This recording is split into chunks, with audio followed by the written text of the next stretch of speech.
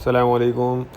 अच्छा देखें, काफ़ी लोग अंगूरा स्वेटर का पूछ रहे थे। लेडीज़ अंगूरा स्वेटर आ गया है ML चाइना का, ठीक है। 80 किलो वाला बंडल है, लेडीज़ का अंगूरा स्वेटर है। बहुत ज़्यादा डिमांड है इसकी, माल बहुत शॉर्ट है इसका।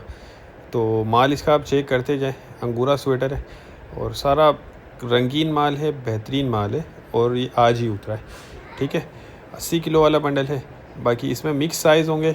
अच्छा, अंगूरा स्वेटर देखें, जो बाल ऊपर इसके बाल टाइप का लगा हुआ होता है, इसको कहा जाता है। ये बहुत ज़्यादा डिमांड है इसकी आजकल, ये देखते जाएं, ठीक है। ये सारा लेडीज़ का अंगूरा स्वेटर है। एक ये बंडल भी देख लें।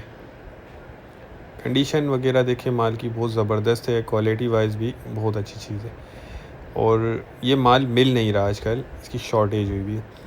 तो ये जिस भाई को भी चाहिए वो रब्ता कर ले। स्क्रीन पर नंबर चल रहा है।